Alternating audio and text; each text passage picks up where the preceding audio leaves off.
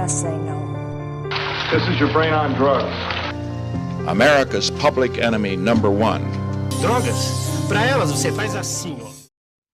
Olá, pessoal. Meu nome é Dina Alves. Eu sou uma mulher negra. Eu sou advogada. Eu, eu tenho cabelos curtos até o ombro, cacheado, né? E estou usando uma blusa preta de bolinha branca. Atrás de mim tem uma cortina amarela e uma parte da parede está mostrada, né? Uma parte de madeira e a outra é uma cortina amarela. Estou usando um batom vermelho, esmalte vermelho e, e acho que é isso. Não tenho brincos, não tenho colares. Eu sou advogada, né? Como eu falei, e eu atuo na área da justiça criminal já faz um tempo. Me formei em 2009. Tenho trabalhado muito no campo do ativismo legal, vamos chamar assim, né? Que é uma prática do direito de atuar com movimentos sociais em defesa, né, de pessoas afetadas pela violência do Estado, sobretudo o movimento de mães. Eu faço assessoria jurídica para o movimento Mães de Maio, principalmente num projeto específico sobre adoecimento materno. E tenho acompanhado também muito o movimento de pessoas sobreviventes do sistema prisional, muito caminhando ali lado a lado, fazendo articulação política, construindo redes, fortalecendo as parcerias. Então, eu tenho atuado com a minha profissão de advogada muito nesses dois campos. Eu sou assistente de acusação do Ministério Público de Ribeirão Preto, num caso de violência policial de grande repercussão nacional e também internacional, que foi o caso Luana Barbosa dos Reis Santos. Luana, ela era uma mulher negra, lésbica, que foi executada por 3 policiais militares em Ribeirão Preto em 2016. E esse caso, inclusive, foi relatório da ONU como um dos casos mais expressivos de violência de gênero e de raça no Brasil e no mundo. Então, eu tenho atuado nesse campo, né, principalmente na questão do combate à guerra às drogas, desmistificando, inclusive, a ideia de guerra à substância, né, à planta, à maconha, para dizer que existe uma guerra estabelecida na sociedade brasileira contra comunidades vulneráveis, sobretudo as comunidades racializadas, marcadas na sua história como povo preto, o povo indígena, o povo das favelas, das comunidades, dos territórios criminalizados, né, como lugar de perigo, né, de alta periculosidade.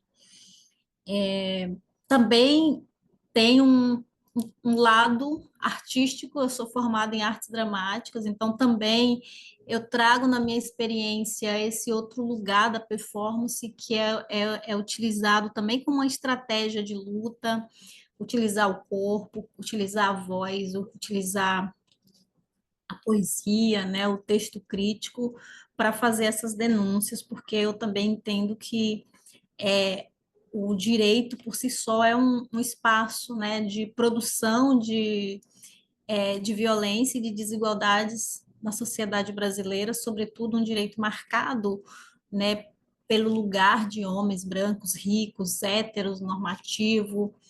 Então, é atuar dentro do direito para tentar, de alguma forma, garantir justiça a partir da voz de pessoas que são historicamente injustiçadas, mas também utilizar esses outros lugares da produção do conhecimento para provocar e para interrogar uma sociedade marcada pela escravidão, né, de pessoas negras e indígenas.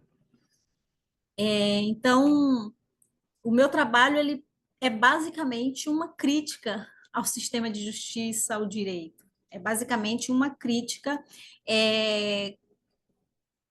a mostrar a matriz da colonialidade, na sociedade do presente, na sociedade contemporânea, a matriz de uma história do passado que ainda vive, né, numa sociedade do presente. Mostrar que a matriz da colonialidade opera e gesta a justiça no Brasil, fazendo com que a sociedade, grande parte dela, nós somos mais da metade da população brasileira, né, pretos e pessoas pretos e pardos, né, que configura como pessoas negras.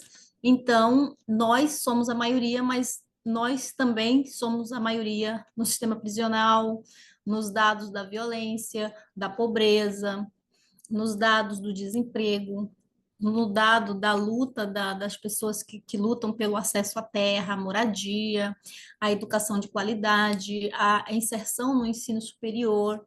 Nós somos a maioria que reivindica um lugar na sociedade que nos foi historicamente negado lá na abolição da escravidão, né? Com a Lei Áurea. Então, naquele momento, o espectro de cidadania que foi instaurado ali naquele momento histórico não nos deu a oportunidade de participar da vida democrática e cidadã da sociedade brasileira que estava sendo inaugurada naquele momento. Então, naquele momento, a gente foi totalmente expulso do espectro de cidadania para compor esses outros lugares da política da desumanização histórica dos nossos corpos. Então, trazer para esse debate aqui hoje, nessa aula, essa conversa, a questão da guerra às drogas, eu acho que começa primeiro aqui a pontuar a necessidade de falar de racismo. Não tem como falar de guerra às drogas se a gente não falar de racismo. Não tem como a gente falar de descriminalização, né, das drogas, seja o crack, seja a heroína, seja todas as drogas que compõem a lei de drogas, e seja também a maconha, sem a gente falar do racismo, porque a lei de drogas, ela nada mais é do que um instrumento de controle social e um instrumento muito efetivo de extermínio da população negra. A gente teve aí a lei de drogas, que foi promulgada em 2006, e de lá para cá a gente percebeu uma explosão, né, no número de encarceramento, principalmente de mulheres e de mulheres negras na sociedade brasileira. Então, a minha pesquisa, Res Negras, Juízes Brancos, ela pauta justamente a desigual distribuição da justiça às mulheres negras que foram capturadas pelo Estado penal, né, que foram presas pelo Estado penal de 2006 até 2015, quando eu fiz esse trabalho, né, que foi analisar o lugar da mulher negra na sociedade brasileira como um lugar paradigmático, se antes elas eram escravizadas, agora na sociedade do presente, numa sociedade contemporânea e democrática, né, elas são presidiárias, né? Do lugar de escravizadas para o lugar de presidiárias. Então, quais os mecanismos que a sociedade se utiliza, e especialmente o sistema de justiça criminal se utiliza para a captura de tantas mulheres presas que são negras, que compõem o mesmo perfil social? Será que todas essas mulheres estão presas porque são criminosas? Será que todas essas mulheres estão presas porque elas são perigosas? O que justificaria a prisão e a condenação de tantas pessoas com o mesmo perfil no sistema prisional? E olhando por outro lado, o que justificaria na sociedade brasileira as mortes, as execuções sumárias de tantas pessoas negras com o mesmo perfil social? Jovens, negros, pessoas das periferias, pessoas pobres. É o mesmo perfil, tanto quando a gente olha o lugar da morte no Brasil, quando a gente olha o lugar do sistema prisional. É o mesmo perfil. E a lei de drogas, ela está por trás dessa justificativa, né? Então, quando a gente vê a polícia nas favelas, ela sempre justifica como a lei de drogas, né? O combate ao narcotráfico, o combate à criminalidade, o combate ao inimigo da sociedade brasileira, que são os traficantes de drogas. Então, o traficante de drogas é um sujeito para o sistema de justiça politicamente produzido para justificar o extermínio da juventude negra. Da mesma forma, a política de droga é justificada para prisões desproporcionais e racistas no sistema prisional. Então, para começar, eu acho que desmistificar essa questão da guerra às drogas é muito importante, porque a gente traz para o centro do debate o racismo institucional impregnado tanto nas instituições da justiça quanto no imaginário social, no imaginário das pessoas que gesta a justiça, né? Que gesta todo um sistema de justiça, seja promotores, defensores, advogados, juízes, desembargadores, né? Toda essa composição de sujeitos que estão nesses lugares racialmente privilegiados e que administra a vida de outras pessoas a partir dos seus lugares. E isso é muito importante, né, para falar de guerra às drogas. Desmistificar os lugares dessas pessoas e desmistificar também a neutralidade da justiça, porque quando a gente tem um judiciário eminentemente branco, masculino, rico, hétero, a gente não tem uma justiça neutra. Essas pessoas decidem a partir dos seus lugares, né, a partir dos seus privilégios, a partir de como eles herdaram esses privilégios. E isso contra todo um contingente muito maior de pessoas que também pertencem à mesma classe social, que são as pessoas negras que compõem esses lugares historicamente demarcados para a nossa existência. Então, falar de descriminalização, despenalização e legalização, né, de início aqui para desmistificar um pouco também esse debate, e muito influenciada aqui também na decisão do STF, muito recente, né, da descriminalização da maconha, é dizer que descriminalização é basicamente deixar de considerar uma conduta como criminosa, né? Significa deixar de considerar crime algum tipo de conduta. Significa, por exemplo, que penas abrandadas elas serão aplicadas quando a conduta ela é tida como criminosa, mas que ela vai ser, a partir de agora, ela vai estar na esfera administrativa. Isso aconteceu agora, né? Por exemplo, a descriminalização da maconha, que foi toda essa discussão que teve no STF. Então, vai ficar na esfera administrativa, como, por exemplo, uma pena de multa. Então, descriminalização é basicamente deixar de considerar uma conduta como criminosa, né? Significa deixar de considerar o crime, né? É tirar a ideia de crime. Isso é muito importante, por quê? Porque crime é uma categoria socialmente produzida. E quando a gente fala de criminalização de condutas, para falar da lei de drogas, a gente está falando que determinadas condutas, na prática, né, no cotidiano da vida das pessoas, determinadas condutas devem ser enquadradas como criminosa. A lei de drogas, ela criminaliza a conduta das pessoas que usam maconha, né, que traz consigo, que porta, o tráfico, mas a gente vê na prática, e isso a minha pesquisa ela revelou, que isso é muito interessante para analisar, e é por isso que o racismo e a violência de gênero não pode estar desconectada dessa discussão, porque na prática a gente vê a seletividade racial, tanto na prática da polícia, que é quem decide quem é traficante e quem é usuário, na Lei de Drogas de 2006, quanto na prática dos operadores da justiça, né? Juízes dá total liberdade para que o policial decida, e depois o juiz, a partir da decisão da polícia, quando elabora um boletim de ocorrência, ela reafirma essa verdade absoluta que a justiça produz contra nós.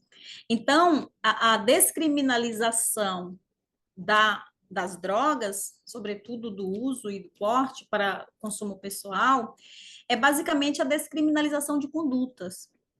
Isso é um avanço muito importante do STF, quando ela descriminaliza o uso e o porte da maconha.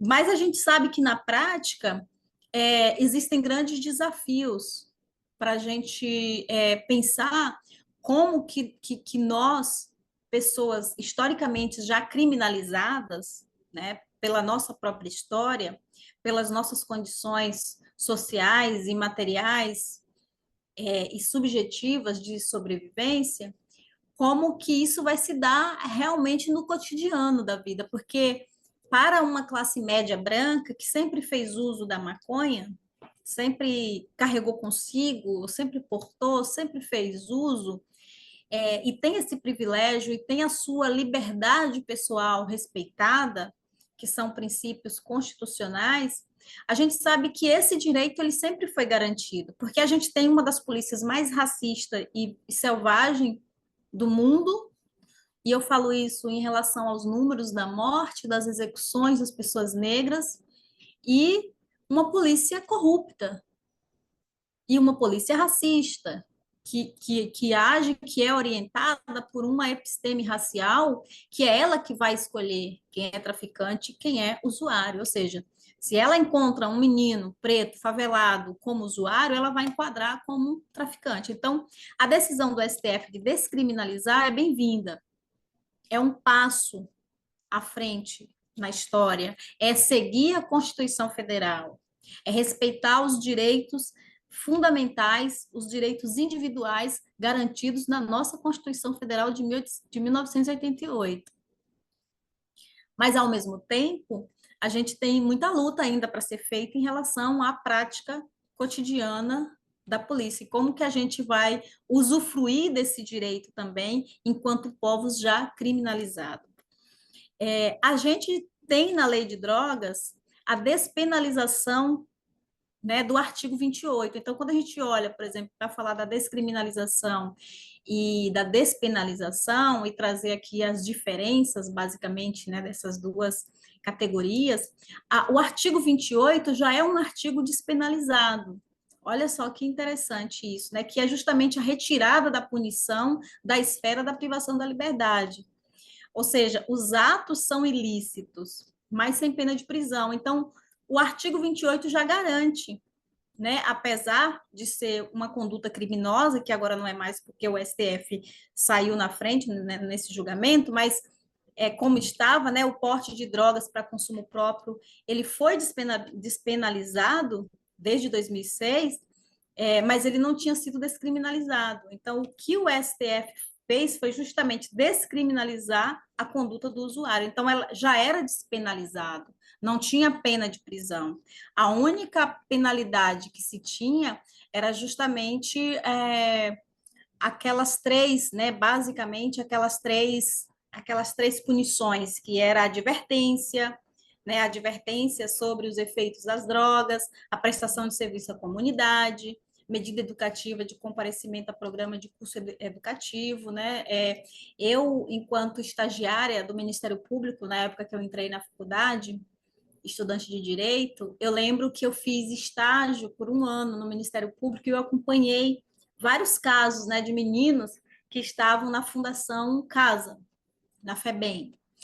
Eu gosto de falar da FEBEM, é sistema socioeducativo, mas falar da FEBEM demarcar um ponto de resistência histórica, né? Porque as pessoas elas mudam o nome das instituições para parecer que aquele espaço não é uma prisão, e a FEBEM é uma prisão. O sistema socioeducativo é uma prisão. Então, é preciso demarcar esse lugar e trazer, sim, a FEBEM. Não é uma ideia de estigmatizar, mas é uma ideia de pautar aqui um lugar de resistência para dizer que é prisão. Então, eu lembro que eu acompanhei vários casos de meninos que estavam internados, né, presos na FEBEM do Guarujá. E acompanhei justamente toda essa aplicação da punição de adolescentes que foram punidos, né, na época, para a liberdade assistida, né, para cumprir a liberdade assistida, e justamente por conta da acusação, né, de tráfico de drogas. Então, meninos das periferias da cidade do Guarujá, que tinham sido abordados, presos, né, internados, sob essa acusação de serem traficantes, envolvimento com tráfico, e aí tinha essas advertências, só que no caso deles, não era apenas uma advertência ali na frente do promotor para que não usasse ou para falar sobre os males, né, nocivos do uso da droga, não, eles iam para uma igreja para fazer todo um trabalho ali de ouvir palestra, de passar, cumprir tantas horas naquelas palestras de uma determinada igreja da cidade. Então, esse era um tipo de punição naquele momento, ou seja, crime de menor potencial ofensivo, como é reconhecido, né, o artigo 28 da Lei de Drogas. Então, os juízes e promotores podem sim aplicar, né, promotores em relação à infância ao Ministério Público, né, o promotor da infância e juventude, e o juiz em relação às pessoas presas ou acusadas ou condenadas. Então, nessa época, eu tive essa experiência em relação a essa questão da lei de drogas, e eu vi também o quanto que a lei de drogas ela era uma justificativa para internação de adolescentes, e isso há mais de 10 anos, né? Então, como isso cada vez mais aumentou, né? Quando a gente vai olhar os números de pessoas encarceradas no Brasil, sob a justificativa das drogas, né? Da lei de drogas, a gente vai ver um boom de prisões de 2006 até agora, um aumento expressivo na pandemia, né? Na gestão do governo Bolsonaro. Então, esse é um ponto muito importante, né? Da descriminalização, da despenalização, da legalização, né, da importância da legalização das drogas, que é justamente trazer para a legalidade condutas, porque se a criminalização é a criminalização das nossas condutas, quando a gente fala de legalização, a gente fala da legalização de estar numa sociedade que é legalista. Então, alguns corpos são considerados ilegais na sociedade. Então, a gente não está aqui falando necessariamente de uma substância, de uma planta, das drogas. A gente está falando de corpos que são considerados legais ou ilegais. O que passa a viver na legalidade e o que estão vivendo na ilegalidade. E aí é muito interessante, né, fazer essa análise, porque para corpos, né, que são historicamente vistos como corpos ilegais, que são as pessoas, né, as pessoas herdeiras de Zumbi, de Esperança Garcia, né, de todo um memorial, né, um acervo histórico de luta, de memória, dos abolicionistas mesmo, né, da nossa história, são corpos historicamente demarcados no lugar tanto da ilegalidade que abre caminho para o lugar do não humano, né? O lugar do não humano é justamente o lugar que se abre a justificativa e a naturalização de pessoas que estão aptas a serem executadas, a serem presas e viver num sistema prisional extremamente degradante, desumano, humilhante, a viver em situações nas periferias, né, com questões básicas, assim, de saneamento básico, né, de necessidade mesmo de ter a sua dignidade humana respeitada. Isso é falar de guerra às drogas, porque a guerra às drogas, quando ela começa ali na década de 70, nos Estados Unidos, que ali era uma necessidade extrema, né, de controle social e extermínio dos imigrantes, né, que estava ali nos Estados Unidos incomodando as elites, ela é também disseminada para várias outras nações da América Latina. Por quê? Porque várias nações da América Latina tiveram a escravidão do povo negro, do povo africano, como sua realidade. Então, o que fazer? Então, há essa estratégia da guerra às drogas e de declarar guerra a uma planta, historicamente, né, criminalizada, porque também, né, tem também a nossa história, né, a história da maconha como uma planta de preto, né, uma planta que veio de África, que veio nos navios. Então, existe toda uma justificativa para declarar essa guerra, porque declarar uma guerra requer orçamento, requer várias questões para um país declarar uma guerra. Então, como que se declara uma guerra passando por cima de toda uma questão burocrática das nações, né? Exige, por exemplo, que se pegue a Constituição das suas nações e olhe para os seus artigos quando necessita declarar guerra e qual o orçamento que vai ser usado. Se vai ser aprovado esse orçamento pelo Senado, pelo Congresso, se vai ter o aval do presidente da República, e declarar guerra a quem? Declarar guerra, me parece, que se declara guerra a uma nação inimiga. Então, estas nações da diáspora que não souberam o que fazer com seu povo que foram escravizados, decidiu, em comum acordo, declarar guerra interna ao seu povo, ao seu próprio povo. Então, existe um inimigo interno declarado. É isso que está por trás da guerra às drogas, né? Porque a gente tem pesquisa, relatórios que confirma que a guerra às drogas, né? Que essa guerra às drogas, esse combate à criminalidade, como se quer fazer crer, ela não traz nenhum benefício para a sociedade. Nenhum benefício, muito pelo contrário, é muito oneroso, é uma guerra extremamente onerosa. A guerra às drogas, ela já deixou no Brasil um desastre humanitário. Quando a gente olha para as comunidades mais vulneráveis, né, os territórios em que tem operações policiais, e todas elas têm a guerra às drogas como justificativa, a gente percebe o desastre que se estabelece naquele território. Eu vou falar aqui muito rapidamente da Operação Escudo, porque é falar da guerra às drogas, né? A Operação Escudo, ela foi deflagrada em 2023 na Baixada Santista, né, do estado de São Paulo, sob o argumento do combate à criminalidade, ao tráfico de drogas, principalmente em região que tem um dos maiores portos, né, da América Latina, que é o Porto de Santos. Então, essa operação extremamente onerosa, ela mobilizou todo um aparato de guerra, seja de carro, seja até navio do exército, seja da polícia, né? Seja também de armamento bélico, seja de profissionais. Muitos policiais desceram a serra para as cidades do litoral paulista para combater o inimigo. Então, a gente estava vendo ali um cenário de fato de guerra. E tem uma imagem que me chamou muita atenção e eu quero deixar registrado para vocês, que é justamente um navio blindado da polícia dentro do mangue. E nesse mangue, vários barracos em palafitas, barracos de madeiras, com crianças negras na janela, uma população apavorada, e o navio parado, um barco parado com um fuzil apontando para um daqueles barracos. Então, essa imagem, ela traz, assim, para mim, e espero que para vocês, uma reflexão importante de que inimigo nós estamos falando, que inimigo a gente quer combater, e qual a periculosidade desse inimigo para justificar um aparato de guerra. São crianças negras, cada vez mais que são executadas em operações militares, são jovens negros no seu mais lindo momento da vida, né? Muitos adolescentes, meninas.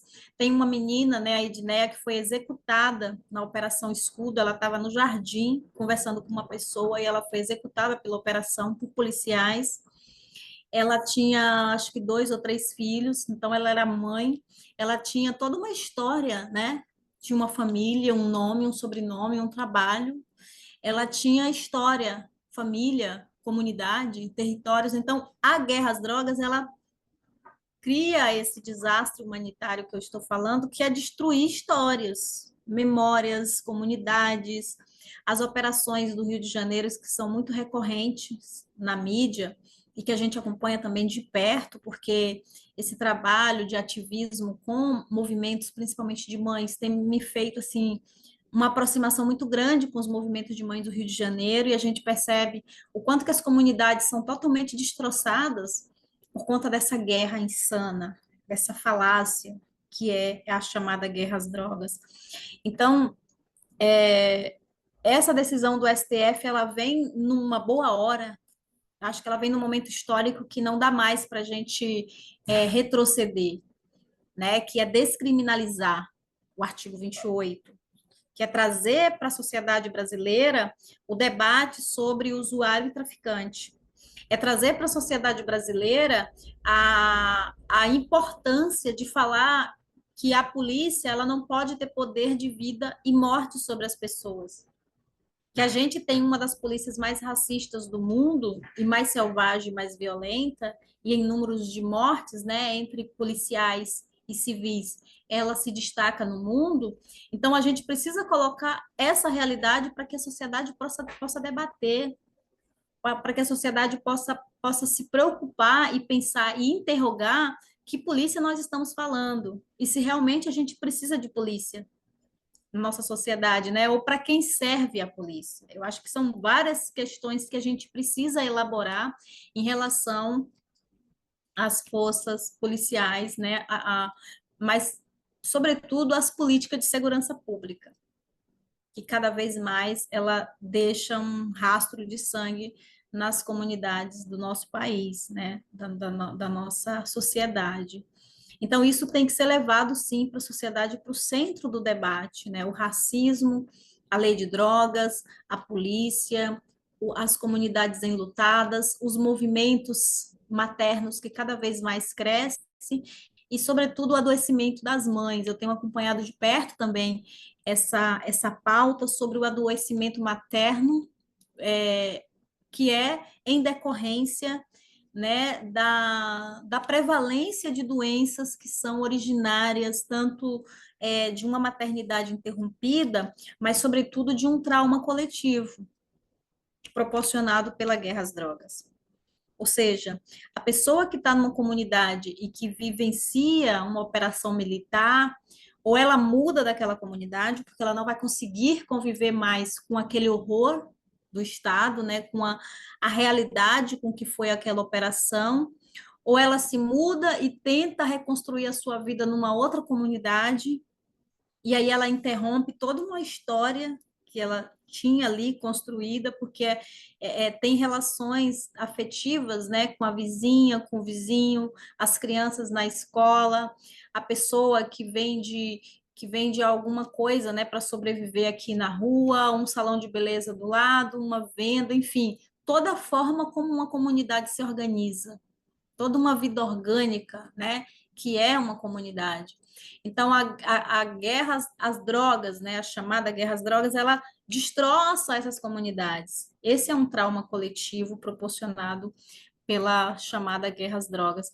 Então, esse debate do STF, esse passo à frente do STF é importante, é cumprir a Constituição Federal, que é justamente garantir a liberdade individual, o respeito à dignidade da pessoa humana, garantir para uma classe social brasileira que sempre foi garantida, que são jovens brancos de classe média, que sempre fez uso da maconha, mas, ao mesmo tempo, para a gente, que nunca tivemos a nossa liberdade respeitada, e que liberdade para a gente é uma categoria branca, é uma categoria rica, é uma categoria heteronormativa, é uma categoria que a gente não conhece ainda, porque nunca nos foi apresentado o verdadeiro sentido da liberdade, para a gente levanta esse debate que ele é muito mais profundo, que não é só descriminalizar a maconha, é pensar em toda a lei de drogas e o quanto toda a lei de drogas ela é um instrumento de racialidade para nós. Não é só definir que 40 gramas de maconha já resolve o problema para a gente, para falar de guerra às drogas, para falar de descriminalização, de despenalização, de legalização. É muito mais do que isso.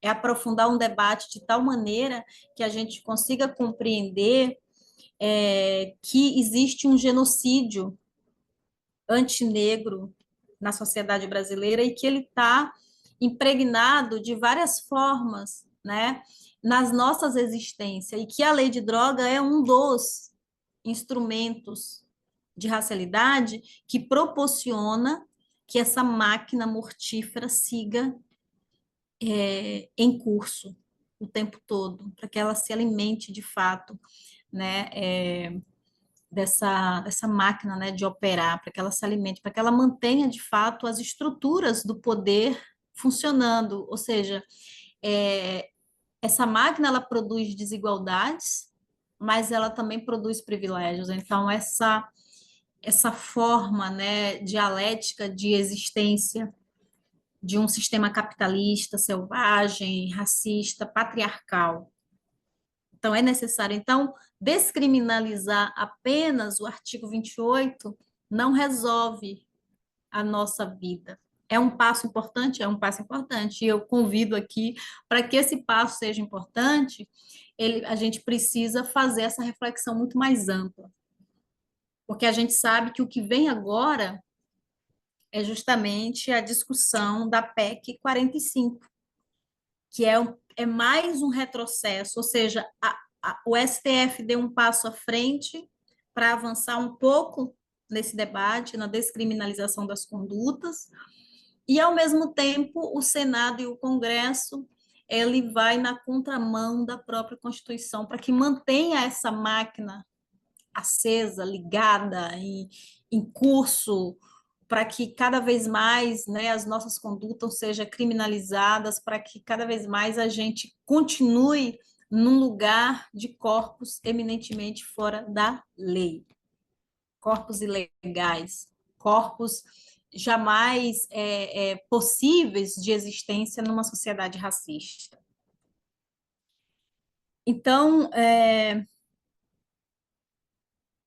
esse trabalho, né, essa pesquisa, quando eu trago, né, os resultados dessa pesquisa, eu apresento, né, um pouco, né, do que eu estudei, do que eu vi, do que eu percebi, do que eu senti, um pouco do que é a realidade brasileira. Eu acho que um trabalho de pesquisa, ele não é uma resposta, e eu não quis, de forma alguma, trazer uma resposta com esse trabalho. Eu quis, na verdade, trazer mais perguntas, mais questionamento, mostrar que um trabalho sobre o sistema prisional, o gênero, raça, geografias carcerárias, ele não se basta em mostrar a realidade macabra, né, da sociedade brasileira. Mais do que isso, eu quis mostrar mesmo que a sociedade brasileira, ela chega aqui numa carta constituinte, no que a gente chama de uma sociedade contemporânea, ela chega carregando a matriz escravocrata nos braços. Ela chega respirando mesmo esses ares da escravidão, né? E o sistema prisional, ao meu ver, é a maior expressão do que é a escravidão, né? Do que foi, não, do que realmente é a escravidão presente, né? A sua matriz de colonialidade. Então, o resultado desse trabalho é revelar isso, é mostrar que o cárcere é a expressão maior do racismo, que a polícia que nós temos é a expressão maior do racismo, que a lei de drogas, ela é uma lei reatualizada a partir da lei da vadiagem, a partir da lei do sexagenário, a partir da lei de terras, a partir da lei do boi, a partir da lei das imigrações europeias, a partir da lei do ventre livre, a partir de várias leis que foram, ao longo da história, foram instrumentos de criminalização dos nossos corpos. E aí a lei de drogas chega aqui hoje como uma lei reatualizada para ter força, né, de atuação numa sociedade racista, para ter força de aplicação como um dispositivo mesmo de poder e de saber na sociedade. Porque não existe nada mais efetivo na sociedade brasileira para revelar o racismo do que a lei de drogas. É a lei de drogas que mostra a realidade para a gente, quando uma sociedade que ainda respira os ares, né, de que é uma sociedade que vive o mito da democracia racial, é uma sociedade que, ao mesmo tempo, diz que ela não é racista, mas que justamente é a lei de drogas que fala, não, é uma sociedade racista sim. Então, a lei de drogas, ela revela isso. ela revela a sociedade racista que nós temos, porque se ela não é racista para um lado, para mostrar na realidade, para mostrar na novela, para cada vez mais tem negros na novela da Globo, cada vez mais se debate a inclusão de negros, se ela não é racista e ela mostra isso através disso, o sistema de justiça, a partir desse instrumento de racialidade, ela vai dizer, não, olha só, olha que sociedade macabra. A gente tem uma realidade no sistema prisional hoje, e saiu um relatório da Defensoria Pública, daqui de São Paulo, que justamente no núcleo prisional, que é fazer justamente um monitoramento, né, do sistema prisional, de entrar no sistema prisional, de conversar com as pessoas presas, de ouvir, de fazer relatórios, de fazer fotos da realidade, e esse relatório ele é assustador sobre a realidade do sistema prisional de São Paulo, de pessoas com pernas amputadas, de pessoas com doença de pele, de pessoas que morreram com tuberculose, de pessoas que tiveram uma dor de dente e a partir da dor de dente perdeu os dentes, adquiriu doença de estômago e outras doenças mais, de casos de suicídios e várias outras questões, né, sobretudo doenças curáveis que já foram curadas aqui fora, que já não se discute mais, a gente não discute mais tuberculose, mas é a doença representativa do sistema prisional. Então, é um lugar de fato, como reconheceu o STF em 2015, um estado de coisa inconstitucional. Mas o que é um estado de coisa inconstitucional? Um estado de coisa inconstitucional é o reconhecimento pelo próprio Estado, na sua mais alta corte, de que é um território e um lugar totalmente fora dos parâmetros da Constituição. E é por isso que falar de lei de drogas é falar de abolicionismo penal, porque a gente está falando do sistema prisional e a gente não quer humanizar o sistema prisional. A gente quer pensar outras formas de convivência, de punições, outras formas de mediação de conflitos. Como a gente pode resolver os conflitos sociais que não seja a partir da punição e a partir da prisão? Que não seja a partir de política de segurança pública pautada na militarização e na repressão.